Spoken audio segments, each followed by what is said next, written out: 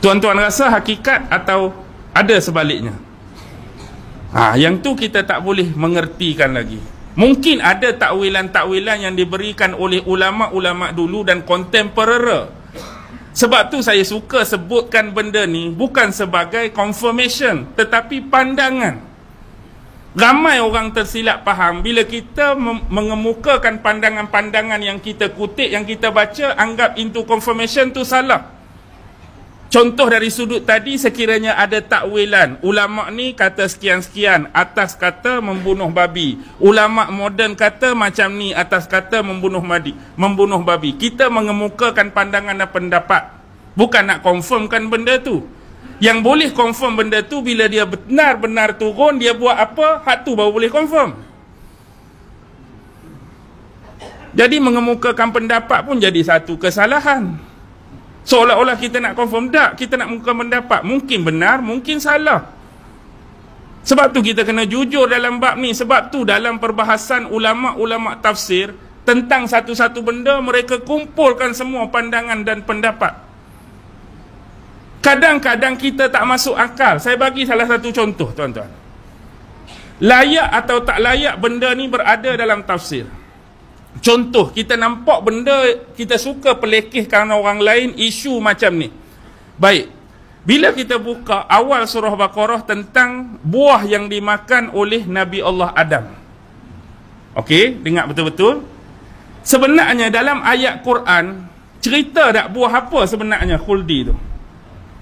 Kalau cari dalam seluruh ayat Quran, tahu tak buah apa buah khuldi tu sebenarnya? Tak tahu. Dalam hadis Nabi, Nabi pernah cerita tak khuldi tu buah apa? Dalam mana-mana hadis, hak sahih, hak confirm, Nabi kata khuldi ni buah sekian-sekian. Ada tak jumpa? Ada tak jumpa? Tak ada. Okey. Ayat Quran tak ada, hadis tak ada. Patut isu ni selesai, boleh sapu tangan. Tetapi bila tuan-tuan baca tafsir, apa yang tuan-tuan jumpa? Pandangan ulama pertama, contoh buah khuldi itu ialah buah kurma, contoh. Pandangan ulama kedua, buah khuldi ni ialah seperti buah tin, contoh. Sekurang-kurang ada 4-5 pandangan. Dah confirm ayat Quran tak sebut, dah confirm hadis tak ada. Kenapa seolah-olah ulama tafsir memasukkan juga pandangan buah-buah ni dalam tafsir beliau? For what?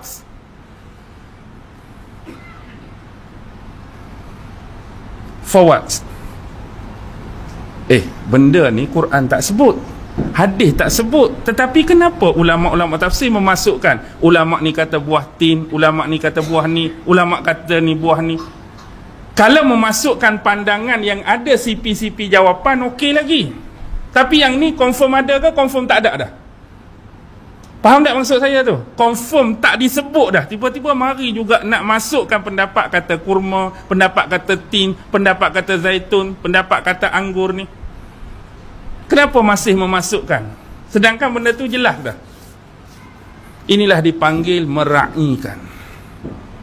Maksudnya ada pandangan disebut. Pandangan disebut tu untuk biar kita tahu bahawa tentang penafsiran bagi khul, ada penafsiran-penafsiran demikian. Nak suruh confirm ke benda tu? Tak. Confirm ke hak kata anggur tu buah khul tu anggur? Confirm? Confirm ke tak? Quran tak sebut, hadis tak sebut. Mana siapa boleh confirm? Cuma dia nak sebutnya pandangan-pandangan ini diraihkan. Ada ulama kata ni. Bukan nak suruh percaya.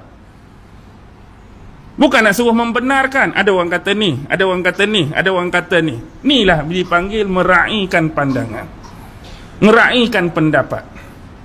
Tapi yang sebenar, biasa ulama akan sebut apa? Wallahu a'lam.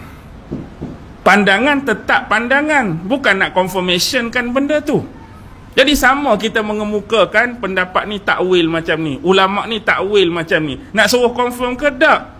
Nak suruh manusia tahu bahawa dalam bab ini ada orang yang berpandangan macam ni, berpandangan macam ni, berpandangan macam ni. Sama juga kita duduk kedai kopi.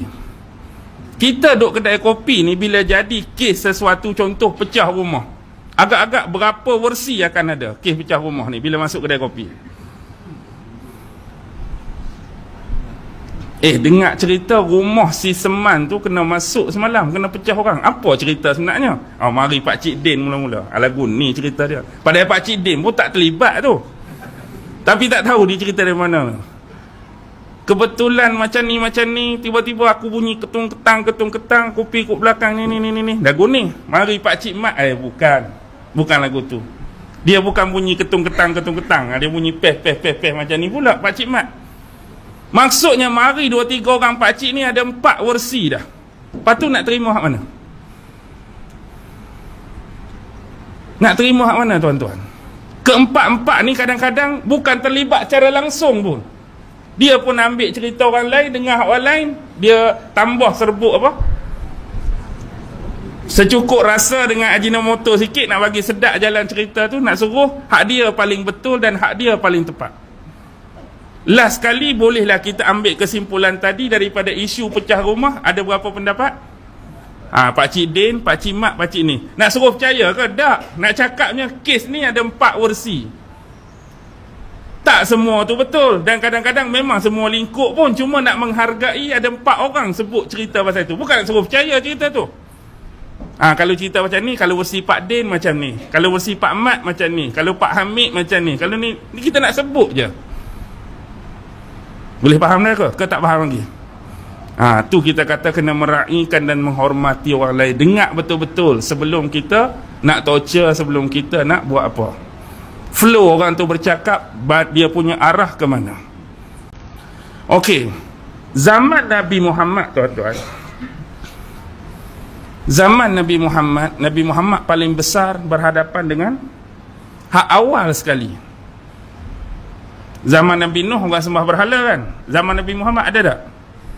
Ada tak orang sembah berhala? Ada. Orang minum arak? Ada. Orang suka berzina? Ada. Orang suka berjudi? Ada. Orang suka bertenung nasib? Ada. Orang suka tahyul dongin khurafat? Ada. Tanam anak perempuan hidup-hidup? Ada. Tu zaman Nabi Muhammad disebut zaman jahiliyah. Secara rumus bila kita nak berhadapan dengan peristiwa akhir zaman, menerusi benda-benda inilah akan dikembalikan semula tuan-tuan. Cuma isu dia bagaimana kita nak berhadapan dengan isu-isu ini. Isu-isu dan sifat yang tidak pernah berkehabisan. Penyembahan berhala tak pernah pupus, materialisme terus hidup, menafikan mukjizat kenabian terus ada. Kemudian apa lagi? Pengakuan sebagai Tuhan ada, mendewakan diri, mengklaim diri ada, mengaku Tuhan ada, homoseksual, gay, lesbian, LGBT terus ada. Semua akan terus ada.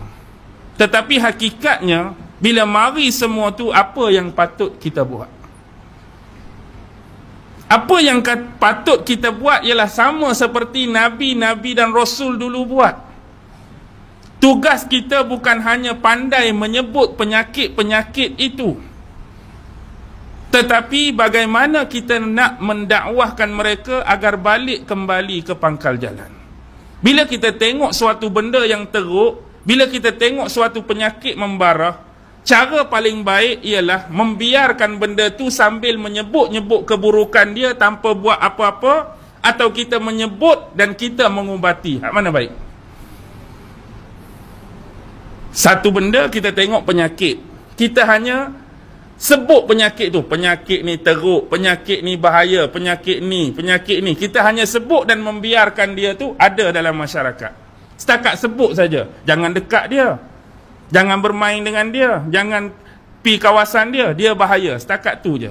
Pesan kat orang jangan, tapi biar dia terus hidup dalam masyarakat. Mana lebih baik kita kata jangan, mai kita pakat pi rawat dia, mai kita pakat pi tolong dia. Hak mana baik? Hak yang kedua tu. Tuan-tuan, walaupun ini disabdakan oleh Rasulullah bakal berlaku di akhir zaman, tapi apa pendekatan yang kita dah buat untuk rawat mereka? Ramai di luar sana yang berani menyebut, berani mencaci, berani mencela, tetapi tidak ada perubahan. Sebab bila mereka buat sesuatu kesalahan, bila mereka buat sesuatu yang berlawanan dengan fitrah tadi, terus diancam dengan celaan, terus diancam dengan hinaan, mereka akan rasa makin tersisih dan jauh. Masyarakat tak suka, masyarakat tak terima, masyarakat benci, masyarakat muak. Tapi sebenarnya tak ada seorang pun yang cuba mendekati, yang cuba memahami. Ada beberapa orang individu, ada beberapa orang ulama-ulama yang cuba menangani permasalahan dan isu seperti ini. Ada, tuan-tuan. Tapi hakikatnya bagaimana peranan kita?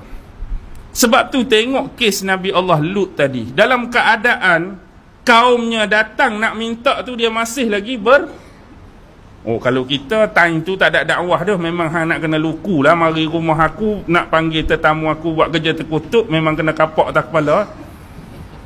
Tapi tengok ayat dia tu.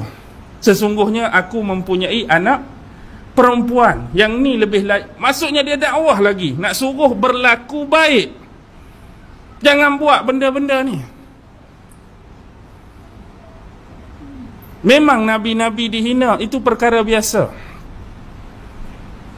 Tuan-tuan, kalau kita tengok dakwah Nabi, Nabi tak ada lah orang yang paling lembut.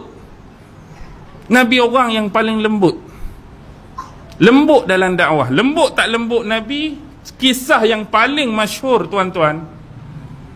Waktu Arab Badui masuk dalam masjid, apa Arab Badui itu buat? Dia kencing. Arab Badui masuk masjid kencing. Semua sahabat nak marah, semua sahabat nak serbu, semua sahabat nak pi liku dia. Tapi seorang saja yang menghalang. Siapa orang tu? Nabi Muhammad sallallahu alaihi wasallam. Nabi kata jangan, biarkan dia lunaskan, sudahkan dia punya buang air tu, biar dia kencing. Habis tu suruh sahabat lain pi ambil ayat, pi renjih-renjih tempat dia kencing, selesai. Kalau hari ni lah katakan ada seorang, bukan Arab Badui lah, Melayu Badui ke, naik masjid zaman ni kencing, agak-agak apa perasaan tuan-tuan? Dalam keadaan tandas dah berlambak di luar tu, isu dia. Bukan kata tak ada tandas, tandas dah ada di mana-mana pun. Maksudnya semua ada yang lebih layak, dia masuk dalam masjid, dia pi kencing berai tu. Saya rasa anda semua bertindak macam Nabi ke macam sahabat Nabi?